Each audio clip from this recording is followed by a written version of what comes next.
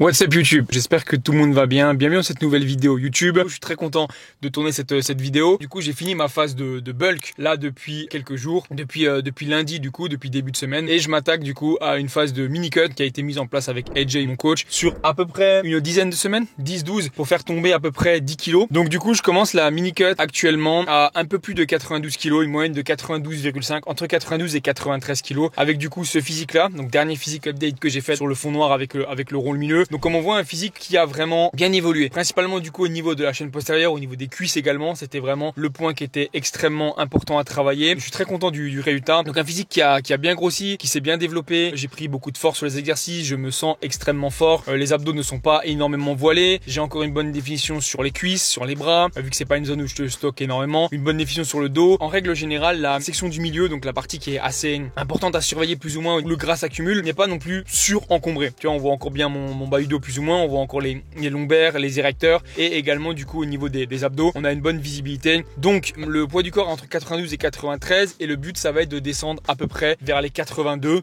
donc 10 kilos au final, 1 kilo par semaine pour vraiment aller le plus drastiquement possible et être le plus agressif possible. C'est vraiment ça le but de la mini cut. C'est pour ça que ce sera agressif et que ce sera rapide et que ça doit pas être tout le temps comme ça. Okay, si tu prépares une compétition, généralement le but sera d'être un peu plus stratégique et descendre plus doucement parce que tu imagines bien que 1 kilo par semaine, au début ça va aller, mais au fur et à mesure que on va avancer, il va y avoir la fatigue qui va s'accumuler, il va y avoir du coup le body fat plus bas, donc aussi un peu plus de difficulté à l'entraînement, et ça il faut le prévoir intelligemment. Donc au plus haut de mon peak bulk, j'étais sur les jours d'entraînement 4385 calories et je vais me retrouver maintenant à 2650, donc un drop de quasiment 2000 calories. Sur les jours off j'étais à 3625 et là je vais me retrouver à 2540, donc ce qui fait un drop extrêmement agressif. Pour l'instant toujours 10 000 pas, comme en phase de masse, pas de cardio, chose extrêmement agressif et aussi parce que on veut faire bouger les choses. Tu vois, quand tu manges plus de 4000 calories, honnêtement, avant que vraiment ça bouge, il faut y aller, tu vois. Donc il faut vraiment accentuer vraiment sur les calories, descendre vraiment vite pour être certain que ça bouge. Je suis actuellement du coup dans la voiture aussi parce que je me fais masser à peu près tous les 3 semaines actuellement parce que ça me fait vraiment du bien au niveau physique, que ce soit musculaire, que ce soit au niveau du stress en général. Ça me permet aussi de descendre un peu le stress en général. Donc c'est massage du coup musculaire, donc plus pour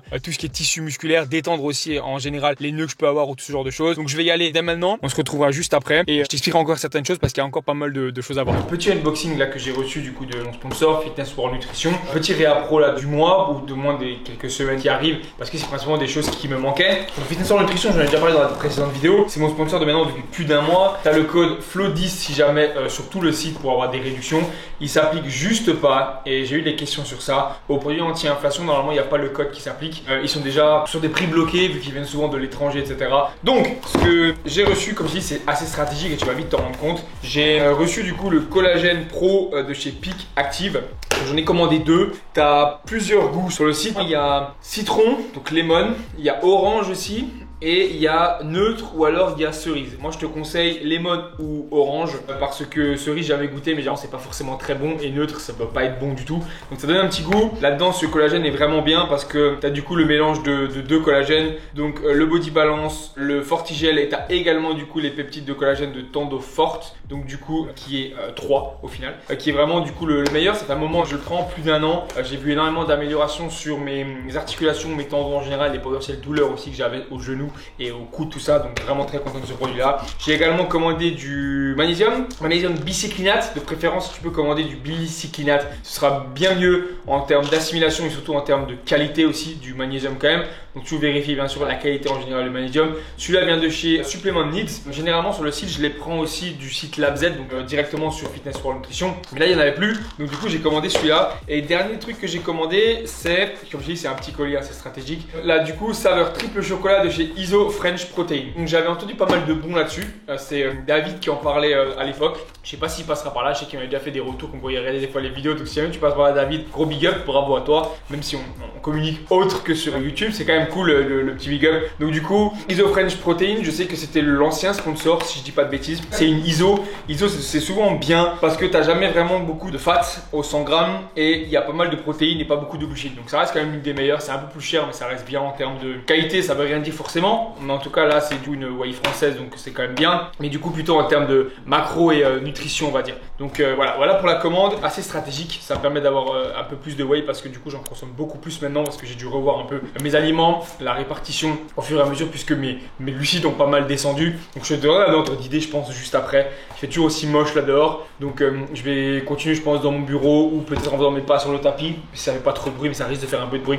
Donc nous revoilà dans la deuxième pièce préférée d'un bodybuilder ou du moins d'un coach online bodybuilder, le bureau du coup. La première étant la cuisine bien sûr, surtout quand tu es en phase de déficit un peu plus poussé. Même si je suis loin actuellement d'avoir faim, au contraire ça me fait plutôt du bien de manger un peu moins. Je drop quasiment du coup 2000 calories par jour. J'avais encore plus ou moins faim en phase de masse j'avoue, mais pas non plus au point où j'en souffrais. Donc j'espère que ce sera bien sûr le plus tard possible. Donc comme j'ai pu dire avant, j'ai dû pas mal réorganiser un peu les repas. Tu vois, c'est sûr quand tu passes de 650 grammes si je dis pas de bêtises de carbs sur les jours en bulk à 300 actuellement, ça fait un gros gap. Donc pas mal devoir se réhabituer à pas mal de choses, rajouter aussi des protéines un peu plus avec de la whey etc. Parce que les glucides rajoutent quand même des protéines, là il y en a un petit peu moins. Donc ce que j'ai dû faire pour respecter au mieux, continuer bien sûr à respecter au mieux cette mini cut et pas faire de plan à l'arrache et être sûr de mes aliments. Je vais préparer du coup des plats à l'avance. Ce que je compte faire, et c'est quelque chose qui peut t'aider en termes d'organisation si jamais. En gros, le but c'est de partir demain direction Paris et vendredi de Paris direction Fréjus ou Saint-Raphaël et de rentrer ensuite le lundi sur Paris et revenir chez moi ici le mardi. Donc actuellement je vais préparer des repas pour les avoir déjà pour le jeudi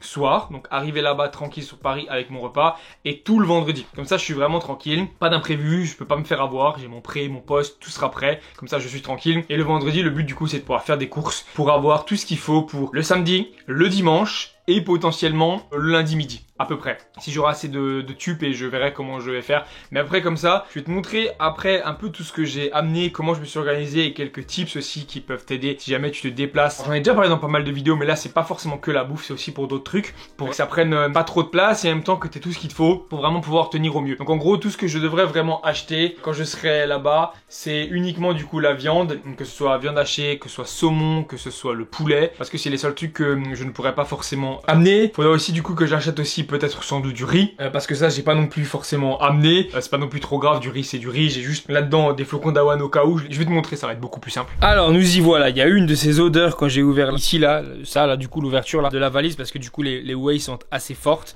Donc du coup ce qu'on a ici, on va avoir, tout est écrit dessus, tu vois, je vois toute ma créatine qui est là-dedans, tout mon pump page qui est ici, le pré-workout qui est là, et là j'ai du coup le beurre de cacahuète qui a été pesé pour éviter d'acheter bêtement du beurre de cacahuète et en avoir potentiellement celui que j'ai pas l'habitude de manger par exemple. J'ai les flocons d'avoine ici, mais pas certain que je les amène forcément avec, je vais voir encore si je peux amener aussi du riz ou pas, mais au pire j'achèterai ça là-bas. Ensuite ici c'est comme d'habitude ce que j'ai l'habitude de faire. Là le seul truc embêtant c'est que c'est pas exactement celle que j'ai d'habitude, ils ont un petit fermoir, je sais pas si on le voit bien dans la vidéo, un petit fermoir ici, donc j'espère que ça ne se barrera pas. J'ai essayé d'écrire à peu près, donc tu vois je mets le collagène du coup dans un sachet, tout est prêt. J'ai marqué malto, mais bon c'est de la Cluster Ice Cream, mais bon ça prend moins de place. Ici on a du coup la crème de riz, ici on va avoir la whey, bien sûr on voit là la whey ici et la whey là pour changer un peu les goûts. J'ai amené pas mal de whey parce que au moins je suis sûr d'en avoir toujours assez et ça me permet de vraiment être bien prêt et être sûr de tout avoir. Ensuite deuxième chose que j'ai avec et qui est assez intéressant, c'est du coup Ophélie qui l'avait trouvé sur Amazon et qui m'en avait fait part, qui l'a aussi. C'est en fait tout un sac, un peu de voyage avec tout dedans. Donc on a facilement de quoi tu vois amener sur cette taille là par exemple pour amener tout ce qui est slip, chaussettes, ce genre de choses. Ça prend beaucoup moins de place vu que je prends un sac classique. Et également un truc qui est bien si jamais tu as l'habitude d'amener aussi avec des choses externes comme des chargeurs externes ou des chargeurs en général, des câbles. C'est un truc qui est présent de cette façon là. Donc en gros c'est une trousse et quand tu ouvres là cette trousse, tu peux vraiment absolument tout mettre à l'intérieur. Donc là tu vois j'ai le chargeur de la bague, la batterie externe ici, tous les chargeurs en général ici, avec les câbles ici, j'en rajouterai encore par la suite pour tout ce qui est PC en général. Ça te permet vraiment de les avoir à un seul et même endroit. Et je trouve que c'est souvent le truc un peu galère, c'est de les mettre dans un bon endroit pour éviter de les perdre et de devoir les chercher pendant je ne sais pas combien de temps. Sachant que moi je mets tout dans un sac. Le sac qui se présente de cette façon là, c'est les meilleurs sacs possibles si jamais tu as la possibilité. C'est un peu les sacs tactiques militaires, tu vois, qui sont assez grands. Tu as pas mal de poches un peu partout, devant ici, à l'intérieur ici, etc. Et ça permet de pas te perdre et de rapidement possiblement les retrouver. Donc si jamais, petite astuce, je mettrai de toute façon les liens en description. Donc là, je préparerai les repas demain avant le pré-workout quasiment en même temps, comme ça sera aussi pas fait trop tôt parce que la conservation est quand même un peu moins bonne et c'est pas forcément le but. Voilà, je m'occuperai de ça demain. Voilà pour les astuces et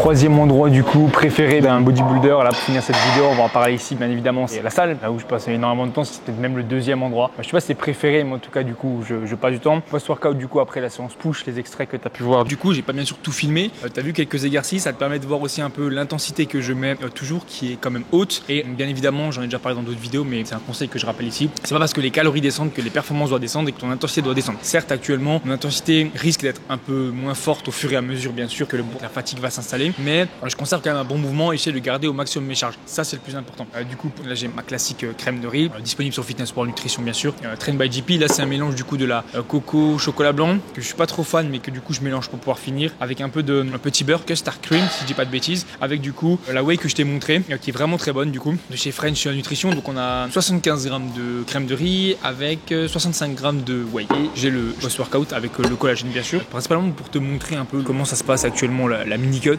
pour te montrer chaque semaine et que je me suis bien organisé tu vois pour demain te montrer qu'il n'y a jamais vraiment d'excuses, que tu peux toujours t'organiser correctement si jamais tu as quelque chose qui est prêt. Je sais pas si je vais forcément filmer pendant ce week-end à Fréjus avec le meet-up discipline, mais en tout cas je suis bien organisé pour et aucun souci de manque de diète ou quoi que ce soit parce que tout va bien se passer, c'est absolument pas un problème là-dessus. Donc voilà pour ça, un peu dans le désordre, mais au moins tu as pu voir du coup ma séance. Du coup on est le jour d'après là au cas où j'ai du coup l'alimentation qui a pas mal descendu et comme j'ai pu te dire je te tiendrai au courant, j'expliquerai je pense au fur et à mesure des vidéos un peu où j'en suis au niveau de la diète au fur et à mesure. Je pense qu'on fera un point à chaque vidéo, au début de vidéo plus ou moins de la shape, du poids, est-ce que les calories ont bougé ou pas, quelquefois des full day of fitting ça peut être bien aussi. Pour l'instant effectivement tout a quasiment drop de moitié tu vois au terme de quantité et augmenté un petit peu en termes de par exemple de dinde tu vois, non puisque il y a plus de protéines donc faut compenser puisqu'il y a moins de glucides, mais ça je t'ai déjà expliqué. Donc voilà, je conserve une bonne intensité, je m'entraîne à fond parce que c'est le plus important et je pense que ça c'est ce qui reste le plus important. J'espère que du coup le petit clip t'a plu. La séance push normalement j'ai quand même 9 exercices en tout, j'en ai pas filmé 9. J'ai du coup des élévations latérales, un développé aux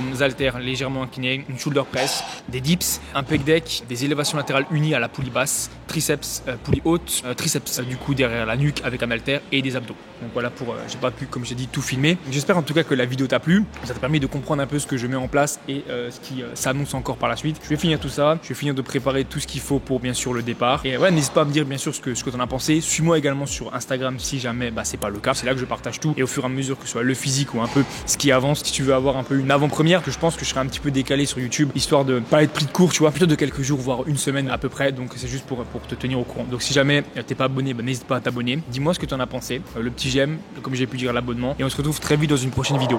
Allez, ciao.